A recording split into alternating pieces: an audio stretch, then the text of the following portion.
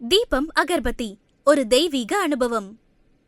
சிம்மராசிக்காரர்களை யாரு பார்த்தாலும் உங்களுக்கு என்னப்பா காட்டுக்கே ராஜா சிங்கம் சிங்கம் மாதிரி இருப்பாங்க அவங்களோட வாழ்க்கையில அப்படின்னு சொல்லுவாங்க. ஆனா ரொம்ப வருஷமா சிம்மராசிக்காரர்கள் நாங்க எங்கெங்க நல்லா இருக்கோம், நாங்க கஷ்டத்துல தாங்க வாழ்ந்துகிட்டு இருக்கோம் அப்படின்னு சொல்றாங்க. ஏன் இந்த கஷ்டம் சார் சிம்மராசிக்காரர்களுக்கு? இந்த குரு பயிற்சிக்கு அப்புறம் நல்லா இருக்குமா? பொதுவாகவே நீங்க சொன்ன மாதிரி ஃபர்ஸ்ட் பெஸ்டான விஷயத்த சொல்லிடுவோம். இவங்களுடைய லைஃப்ல இந்த குரு பயிற்சிக்கு அப்புறம் மிகப்பெரிய மாற்றம் உண்டு, மிகப்பெரிய முன்னேற்றம் உண்டு. ஏன்னா குரு பகவான் பாத்தீங்கன்னா சிம்ம ராசிக்கு 12ஆம் இடத்துக்கு வருகிறார். சோ 2 விதமா எடுத்துக்கலாம். ஒண்ணு 5க்குரியவன் மற்றும் 8க்குரியவனானிய குரு நம்ம சிம்ம ராசிக்கு 8ஆம் இடத்த அதிபதி அவர் தான். சோ அப்ப 8ஆம் இடத்த அதிபதி 12ல மறைவது சிறப்பு அப்படின்னு சொல்லலாம்.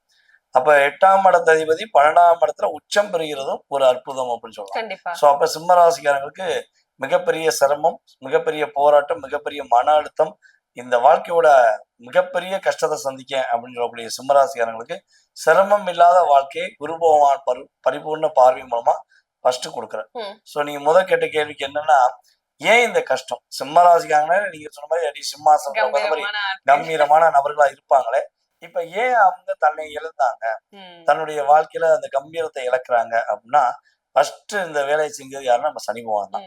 ஒரு 2.5 வருஷமா கும்பத்துல அமர்ந்து அவர் டைரக்டா 7ஆம் பருவமா சிம்மராசியை பார்த்து அவங்களுடைய ரியாலிட்டிய உணர வச்சார். அதாவது அவங்க எப்படின்னா, ஒரு 4 பேர் இருக்காங்கன்னா அப்படியே பார்த்து ரொம்ப நல்லாக்கீங்களா எப்படி அப்படின்னு அந்த தோரணையா போக முடியும். யாரையும் கஷ்டப்படுத்த மாட்டாங்க, ஆனா அந்த தோரணையை அவங்க ரொம்ப எதிர்பார்ப்பாங்க, நல்ல ஒரு அன்பா பழகுவாங்க. ஸோ ஆனா அப்படிப்பட்ட நபர்கள்ல போலியான நபர்கள் இவங்களை புகழ் பாடி இவங்களை மிகைப்படுத்தி காட்டி இவங்ககிட்ட இருந்த பணத்துல இருந்து இவங்ககிட்ட இருந்து உண்மையான பாசத்துல இருந்து எல்லாத்தையும் திருடிட்டேன். இவங்களை கடைசியா சக்கையை பிழிஞ்சு போட்ட மாதிரி பிழிஞ்சு போட்டாங்க. சோ இவங்க பொதுவாகவே இந்த அன்புக்கு அடிமையான சிம்மராசிக்காக தான் அடிமல் அடிவாங்க. அடிமேல அடி ஒருத்தன் வாங்குறாங்கன்னா சிம்மராசிக்காரங்க நீ அன்புக்கு கட்டுப்பட்டியாப்பா, யார் மேலேயா பாசம் வச்சியாப்பானா ஆமாங்க பாசம் வச்சுங்க அப்படின்னு மாட்டிட்டாங்கன்னு சொல்லுவாங்க. சோ அப்படிப்பட்ட நிலைமை சனி பகவான் கொடுத்தாரு. அதுக்கப்புறம் நம்ம கேது உள்ள வந்தாரு, மே 2025 உள்ள வந்தாரு.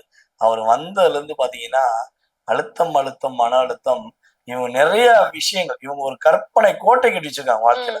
ஆனா இப்ப சித்தம் போக்கு சிவன் போக்குன்னு வாழ்ந்துட்டு இருக்காங்க. அதுவும் சில சிம்மராசி என்பவர்கள் பூர நட்சத்திரத்துல பிறந்தவங்க எல்லாம் கிட்டத்தட்ட 2025 ஜூன் அண்டு ஜூலைக்கு அப்புறம் இப்ப வரையும் இந்த குரு பயிற்சி நடக்கிறதுக்கு முன்னாடி வரையும் இவங்க படுற போராட்டம் வேற லெவல். ஏதாவது ஒரே வீட்டுக்குள்ள கணவன் மனைவி இருந்தோம், கணவர் வீட்டுக்குள்ள இருக்காரா இல்ல மனைவி வீட்டுக்குள்ள இருக்காங்களா கூட தெரியாம இருக்க வேண்டிய நிலைமை அவங்களுக்கு எல்லாம் ஏற்பட்டுச்சு. அந்த அளவுக்கு இவங்க அப்பப்ப நம்ம இருக்கோமா இல்லையான்னு கிள்ளி பார்க்க வேண்டிய சூழ்நிலை அவங்களுக்குள்ளே இருந்துச்சு. அவங்களுக்கே அந்த உணர்வுகள் இல்ல, மறுத்து போச்சு. அந்த அளவுக்கு மனசு அவ்வளவு வெறுத்து போச்சு சொல்லலாம். மறுத்து போச்சு, வெறுத்து போச்சு, ரெண்டுமே அவங்களுக்கு நடந்துச்சு. சோ இந்த நிலை மாறும். கேது பகவான் பூர நட்சத்திரத்தை கடந்து போறாரு. சோ அதே போல குருவுடைய பார்வை இவங்களுக்கு இருக்கனால நம்ம சிம்ம ராசிக்காரங்க இனிமேதான் சிரமப்படாத ஒரு வாழ்க்கைக்குள்ள போறாங்க. குரு ஒரு வருஷத்துல இவங்க லைஃப்ல பெரிய மாற்றத்தை கொடுக்க போறாரு. மன மகிழ்ச்சியை கொடுக்க போறார், வண்டி வாகனங்கள் யோகங்களை கொடுக்க போறார், ஒரு நல்ல விதமான ஒரு மாற்றத்தை. நானும் இந்த கூட்டத்துல 12 ராசியில நானும் மகிழ்ச்சியா இருக்கேன், நான் விருப்பப்பட்டதை வாங்கினேன் அப்படின்னு சொல்லக்கூடிய பாக்கியம் இந்த குரு பயிற்சி அப்ப கிடைக்கும். கண்டிப்பா சார். இவ்வளவு கஷ்டப்பட்டு இருந்தாலும் கவலைப்படாதீங்க, குரு பயிற்சி ஆகும்போது நீங்க சந்தோஷமா இருக்க போறீங்க அப்படின்னு நம்ம சொல்லியிருக்கோம். அதே போல வீடு கட்டக்கூடிய யோகம் எப்படி இருக்கு சார் சிம்மராசிக்காரர்களுக்கு? சிம்மராசி என்பவர்கள் பாத்தீங்கன்னா இதுக்கு முன்னாடி வீடு கட்ட முயற்சி எடுத்திருந்தாலும் பாதியோடு நல்ல ஒரு லெவலுக்கு கொண்டு வந்திருப்பாங்க, இல்ல பேஸ்மெண்ட் போட்டிருப்பாங்க, ஏதாவது ஒரு வில்லங்கம், ஏதாவது ஒரு பிரச்சனை, ஏதோ ஒரு பொருளாதார விஷயத்த தடை அப்படின்னு இருந்திருக்கும். சோ அந்த நிலையிலிருந்து வெளியே வரப்பாங்க. இவங்க வீடு கட்டக்கூடிய யோகம் கட்டாயமா உண்டு, வீடு வாங்கக்கூடிய யோகம் உண்டு, இடம் வாங்கி போடக்கூடிய யோகம்லாம் கிரக ரீதியா இருக்கு. இதுல யார் கட்டாயமா இடம் வாங்குவாங்க அப்படின்னா, சொந்தமா இடம் வாங்குவாங்கன்னா செவ்வாய், அதாவது சிம்ம ராசி அன்பர்களுக்கு இவங்களுடைய ராசியிலிருந்து 4ஆம் வீடான விருச்சக ராசியில செவ்வாய் உட்கார்ந்துருக்காரு அப்படின்னா இந்த காலகட்டம் சொந்தமா இடம் ஏக்கர் கணக்குல வாங்குறது, இவங்க தேவைக்கான ஒரு செயல்பாடுல இடம் வாங்கி போடக்கூடிய பாக்கியம் கிரக ரீதியா உண்டு. சந்தோஷம் நிலைமையாக இருக்கக்கூடிய தன்மை இனிமேதான் இருக்கு. கண்டிப்பா சார். சந்தோஷம் நிலையா இருக்குன்னு சொல்லிட்டீங்க. ஏன்னா சனி பகவான் வந்து இவங்களுக்கு பாடாப்படுத்தி இப்ப குரு பகவான் வராரு, அதனால சந்தோஷம் ரொம்ப நிரந்தரமா இருக்கும்னு சொல்லியிருக்கோம். அதே போல இவங்க தொழில் ஏதாவது தொடங்குனாங்க அப்படின்னா இந்த காலகட்டம் சிறப்பா இருக்குமா சார்? அதாவது பொதுவாவே நம்ம சிம்மராசிக்காரங்க யாருக்கும் அடிமை கிடையாது. அவங்க ஒரு சொந்தமா தொழில் வச்சு தானே நடத்துனாங்கன்னா தங்கம் போல வாழும்.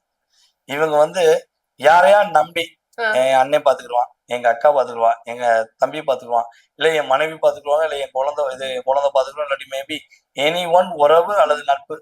இவங்க நம்பி ஒரு தொழிலை விட்டுட்டு போனா இவங்க போகும்போது, அதாவது வெளியூருக்கோ இல்லை எங்கேயோ போகும்போது இவங்க ஒரு 80% 90% டார்கெட் அச்சீவ்மெண்ட் கொடுத்துப்பாங்க. இவங்க வந்து பார்க்கும்போது 0வா இருக்கும், அல்லது 20% 30% கொண்டு வந்திருப்பாங்க. சார் என்ன பண்ணப்பா, நான் என்னதான் செய்வேன், ஏன் என்ன பண்ண, நான் நல்லாதான் பண்ணேன் தெரியாது அப்படிம்பாங்க. ஆனா சிட்டியே போட்டிருப்பாங்க. ஸோ இப்பெல்லாம் தொழில ஒரு நிரந்தரமா அவங்க இருக்க முடியாத சூழ்நிலை, ஏமாற்றத்தை சந்திக்க வேண்டிய சூழ்நிலை இருந்துச்சு. ஸோ அது மாறும். தொழிலில் ஒரு நல்ல ஒரு அங்கீகாரம், ஒரு மதிப்பு, ஒரு போராட்டம் இல்லாத நிலைமைகள் நம்ம சிம்மராசிக்காரர்களுக்கு உறுதியா உண்டு. ஸோ இதுல இன்னொரு விஷயமும் சொல்லலாம், வேலை இழந்தவர்களுக்கு வேலை கிடைக்கும். கடன் பிரச்சனையில் மாட்டி சிக்கித்தவர்களுக்கு கடன் பிரச்சனை மீள்வதற்கான வாய்ப்பு. நான் செய்யாத தப்பு, நான் தப்பே பண்ணல, நான் உண்மையா இருந்தேன், நேர்மையா இருந்தேன், அக்கறையா இன்னொருத்தவங்களுக்காண்டி ஹெல்ப் பண்ண போனேன், கடைசியா என்னைய வாண்டடா கோர்ட் கேஸ் வம்பு வழக்கு போஸ்டாங்க. ஸோ இது எப்ப எனக்கு முடியும், என்னால கண்ட்ரோல் பண்ண முடியல. ஸோ ஏன்னா சிம்மராசிக்கான கண்ட்ரோல்ங்கிறது பெரிய விஷயம். ஸோ கண்ட்ரோல் பண்ண முடியலங்கிற வார்த்தை ஒருத்தவங்க உபயோகப்படுத்துறாங்கன்னா அவங்ககிட்ட கவலைப்படாதீங்க. இனிமே உங்களுக்கு ஜூனுக்கு அப்புறம் படிப்படியாக உங்களுடைய லைஃப்ல ஒரு பெரிய மாற்றம், பெரிய முன்னேற்றம் கிரக ரீதியா ஏற்பட போகுதுங்கிறத தெளிவா சொல்லலாம். கண்டிப்பா சார். இதுக்கு மேல என்ன வேணும்? இவ்வளவு நாள் பட்ட கஷ்டத்துக்கு ஒரு சந்தோஷம் கிடைக்க போகுது, அவ்வளவுதான். இப்போ இந்த சிம்மராசிக்காரர்கள் இந்த குரு பயிற்சி காலத்துல எந்த கடவுள் வழிபாடு செய்யலாம் சார்? சிம்மராசி என்பர்கள் வந்து பாத்தீங்கன்னா பொதுவாகவே ஆண்டாள் வழிபாடு, ஆண்டாளனை வழிபாடு செய்யும் போது இவங்களுடைய வாழ்க்கையில அற்புதங்கள், மாற்றங்கள், முன்னேற்றங்கள் என்பது கிரக ரீதியா ஏற்படும். ஸோ அந்த குரு பயிற்சி காலங்கள்ல குறைஞ்சது இந்த ஒரு வருஷத்துக்கு 2 முறை இவங்க ஸ்ரீவில்லிபுத்தூர் உள்ள ஆண்டாள் அன்னையை போய் வழிபாடு செஞ்சாங்கன்னா அற்புதமான மாற்றங்கள், சிறப்பான மாற்றங்கள் சிம்ம ராசிக்கு கோச்சார கிரகங்களான குரு பகவான் கொடுப்பார் என்பது நிதர்சனமான